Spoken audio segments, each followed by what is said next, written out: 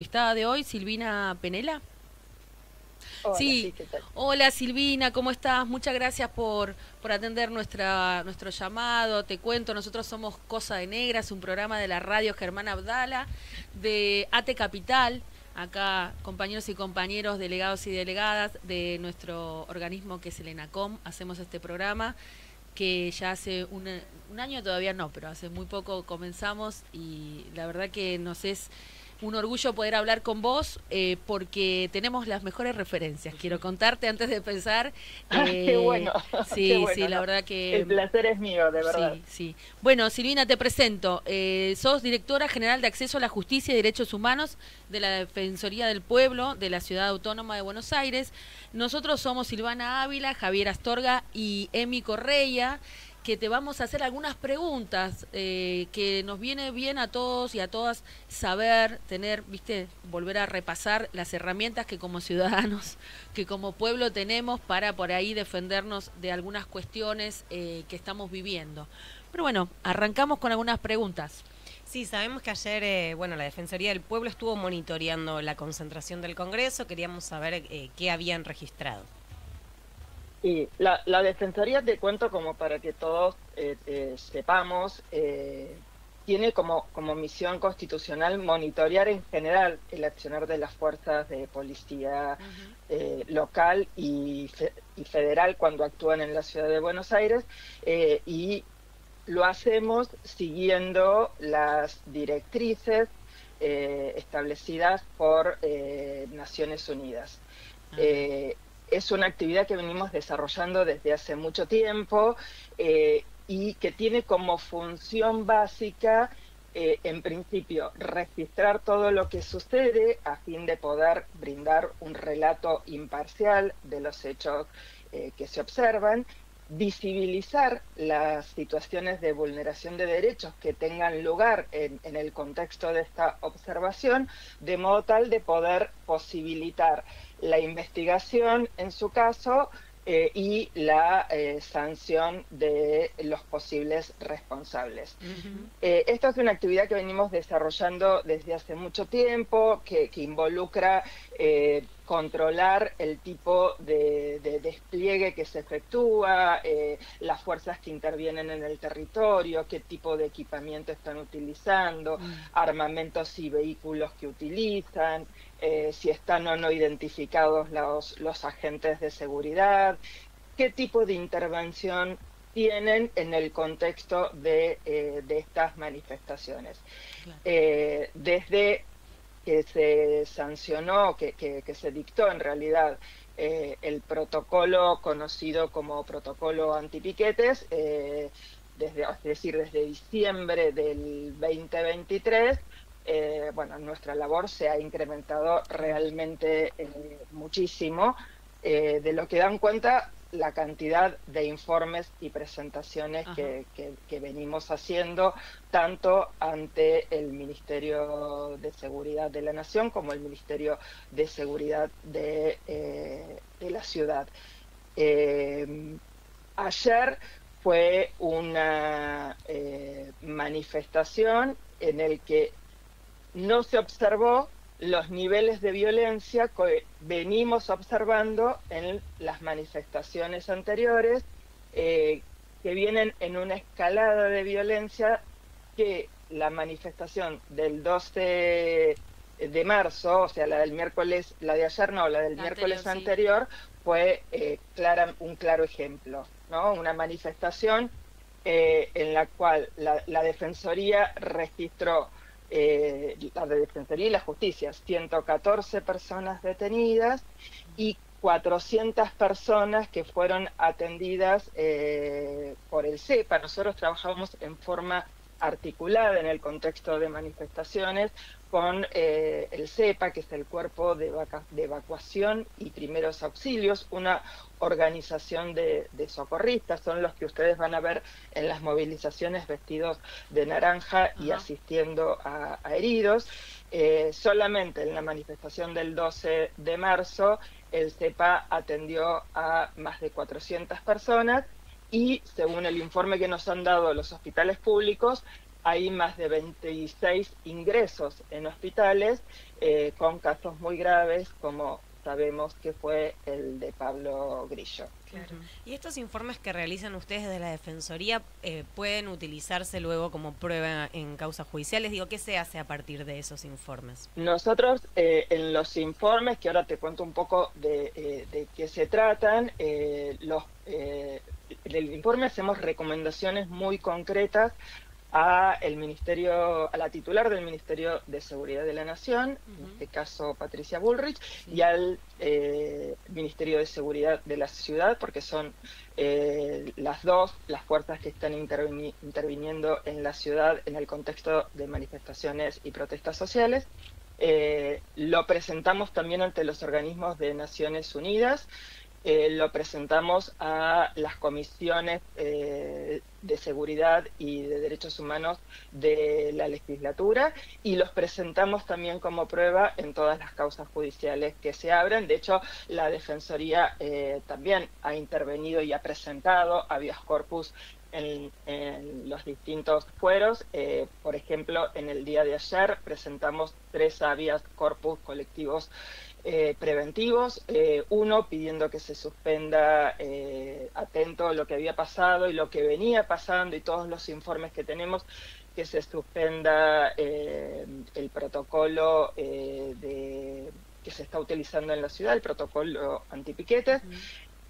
Pedimos también un habeas corpus por la situación de niñas, niños y adolescentes, teniendo en consideración que tuvimos en una marcha una niña que estaba en el piso, no sé si ustedes se acuerdan, sí, con claro, su mamá, y la gasearon directamente y de forma intencional, y en la movilización del 12 de marzo, 2 niños de 14 y 12 años que fueron detenidos por la policía y estuvieron demorados y esposados durante unas cuantas horas. Y también presentamos un habeas por este cuerpo de socorristas, porque cosa que no pasa ni siquiera en situaciones de guerra. Lo que nos venía pasando es que este cuerpo, que lo que tiene que hacer y a lo que se dedica y es poniendo en riesgo su propia integridad física y su vida, que es atender a los heridos, no importa quién sea la persona herida, fueron en diversas ocasiones, por la denuncia que nos han hecho llegar y por lo que la propia Defensoría ha observado en terreno, fueron también hostigados por las fuerzas de seguridad y en algunos casos han resultado heridos, lo cual no solo violenta su derecho a la integridad física, a la seguridad y a la vida, sino su propia labor, que es una labor netamente humanitaria. Claro. Y la Defensoría además recepciona denuncias, ¿no? En caso de que uno sea testigo o haya sufrido algún tipo de vulneración de los derechos. Sí, nosotros tenemos abierto además de los operadores en general, en las manifestaciones ponemos alrededor de 50 compañeros y compañeros capacitados en la calle para recolectar toda esta evidencia de los informes que vamos, de los hechos que vamos relevando, y evidencia en videos y fotografía, que es después lo que nos permite realizar los informes. Perdóname, no recuerdo la pregunta que me hiciste. Sí, que si ustedes además recepcionaban denuncias de personas. Y además tenemos abierto un medio de comunicación para que durante todo el transcurso de la movilización las personas puedan hacer denuncias directas, porque además de participar y en el acto, en el contexto específico de la movilización, destinamos un equipo de abogadas y abogados que después se ocupan de relevar toda la situación de las personas detenidas. Como te contaba hace un ratito, solamente en la movilización del 12 de marzo fueron 114 las personas detenidas en el contexto de esa movilización. Así que las vecinas y los vecinos de la ciudad pueden denunciar en ese mismo momento, o en su caso los días siguientes en el WhatsApp de la Defensoría o presencialmente en cualquiera de nuestras sedes. Eso es muy importante. Ahora después lo vamos a seguir difundiendo porque son esas herramientas que uno por ahí no tiene a mano, pero que son tan necesarias, y la información, ¿no? Que es para todos tan necesario. Hablando de información, los informes que ustedes elaboran, ¿se pueden, tenemos acceso público? O... Sí, por supuesto, los informes son todos públicos, están en la página de la Defensoría y te cuento un poco la síntesis de estos informes, lo que la Defensoría viene relevando desde la aplicación del protocolo.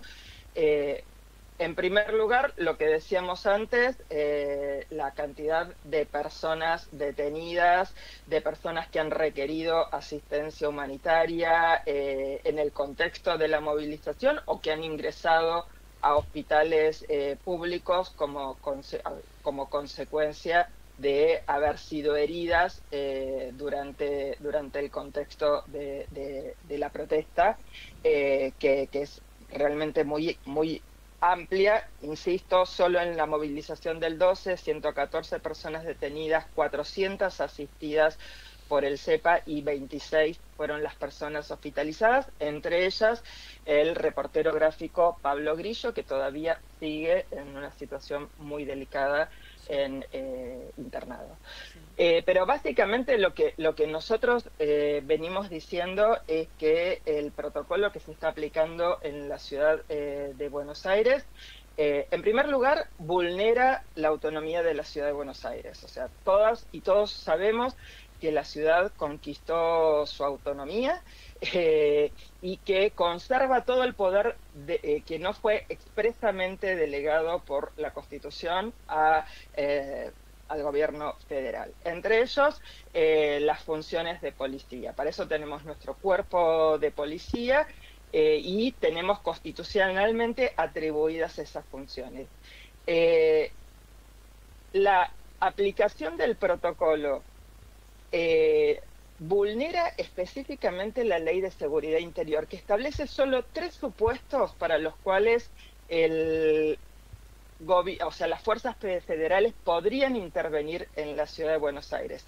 Cuando haya un grave riesgo de vida o a la integridad física de las personas, cuando haya un grave riesgo de violación de las garantías y los derechos constitucionales o en situación de desastre.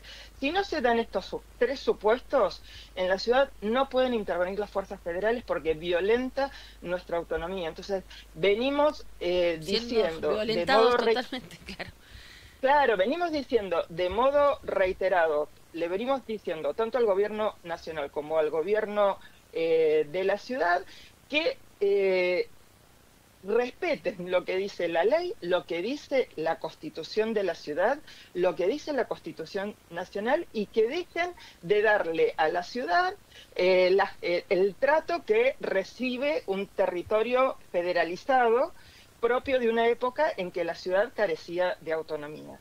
Primer tema que para las personas que vivimos, habitamos y transitamos la ciudad nos parece como muy importante. Por otro lado, lo que también es paradójico, y lo resaltamos en cada una de las recomendaciones, el protocolo que aplica el gobierno nacional específicamente establece que solo puede intervenir en territorios, o sea, en rutas nacionales o en territorios federales, salvo estos 3 supuestos. O sea, que el propio Ministerio de Seguridad de la Nación está aplicando un protocolo que lo incumple al mismo tiempo que lo aplica. Que lo aplica, claro.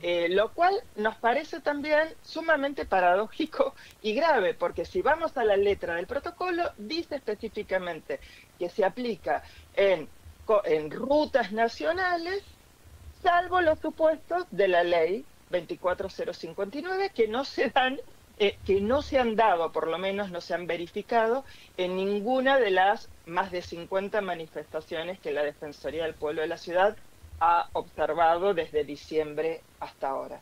Por otro lado, el protocolo también se incumple porque establece que no puede hacer un uso abusivo y desproporcionado de la fuerza, con lo cual las mismas fuerzas que dicen aplicar el protocolo claramente tienen una conducta de omitirlo en su aplicación. Sí, en su aplicación directa. También decimos, no lo decimos nosotros, lo dijeron distintos organismos de derechos humanos internacionales, distintos relatores de Naciones Unidas, que el protocolo es absolutamente, más allá de estas cuestiones que te digo, absolutamente inconstitucional y que no se adecúa a los estándares internacionales.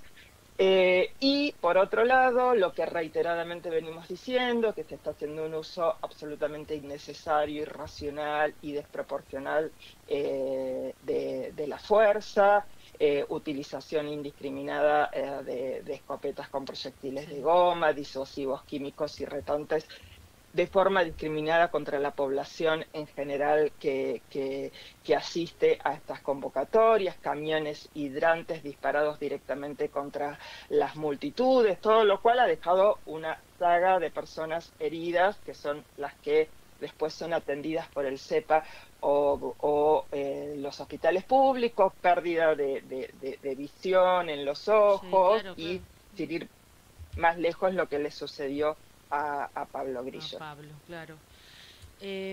Bien, y te hago una consulta que claramente podés no responder, pero ¿hay respuesta? ¿Hay algún tipo de respuesta? ¿O podemos pensar que ayer hubo algún tipo de control o esto nosotros lo que pensamos editorialmente de este programa es que realmente hay un ajuste económico que no se va a poder cumplir si no es como reprimiendo a la población, ¿no? Sobre todo a los que tenemos la posibilidad de ir al Congreso o a la Plaza de Mayo a manifestarnos. Pero ayer hubo una organización un poco mejor, me parece, no sé, la verdad que por eso estamos hoy tratando de dilucidar, al menos no hubo represión a los ciudadanos, creemos. ¿Vos qué considerás? ¿Que se toman en cuenta algunos de los informes de ustedes, las recomendaciones? ¿Hay sanciones? ¿Cómo podemos seguir? Porque la verdad que ahora, escuchando tus palabras, el miércoles 12 me pasó de estar con una jubilada y no poder salir no poder transitar la vereda por la calle Rivadavia para poder salir de la zona de conflicto. Corresponde que hagamos denuncias. Digo, me parece que tenemos que avanzar contra esta ley, contra este protocolo, digo, más allá de los resultados políticos que tenga este gobierno, pero no dejar de lado esa herramienta, ¿no? Por ahí creo que todos estamos muy atormentados en este momento y con poca claridad de cómo seguir, porque los objetivos políticos ayer fueron cumplidos por parte del gobierno dentro del Congreso, se les aprobó el DNU del fondo, pero también no pudimos frenar el tema de los jubilados, del vencimiento, ¿no? De la moratoria, digamos que era una de las cosas que se reclamaba. Es como que estamos desorientados o quizás porque nunca habíamos tenido una afrenta tan grande de un gobierno nacional que nos está amedrentando todo el tiempo, ¿no? Con violencia. ¿Los informes tienen efecto, digo, o cómo tenemos que hacer y darle poder, digamos, como ciudadanos a la Defensoría? Nosotros estamos convencidos que tenemos que seguir insistiendo en que en un Estado de Derecho todos y en particular el Estado se tiene que sujetar a la ley. Y esto nos parece como básico en un contexto democrático como el que los argentinos y las argentinas aspiramos a vivir. Lamentablemente, por la experiencia que tenemos, nuestras recomendaciones, nuestros informes son muy poco atendidos, tanto por el gobierno nacional como por el gobierno local. y a veces también por la justicia, sin ir más lejos.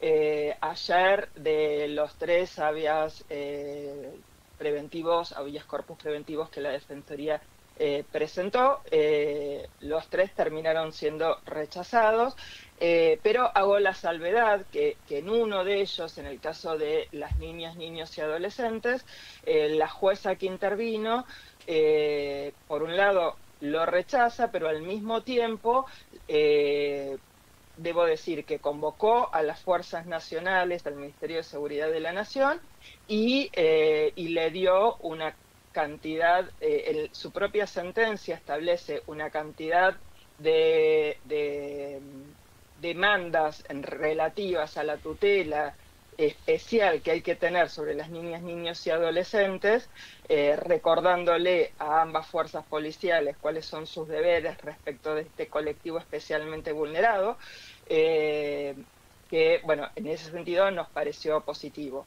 A nivel federal, había un habeas que no lo presentamos nosotros, lo presentó el Centro de Estudios Legales y Sociales ante el Fuero Federal, y si bien el juez que intervino rechazó la suspensión del protocolo, él mismo dijo que iba a estar, y entiendo que lo hizo, observando el desenvolvimiento de la manifestación del día de ayer en forma personal.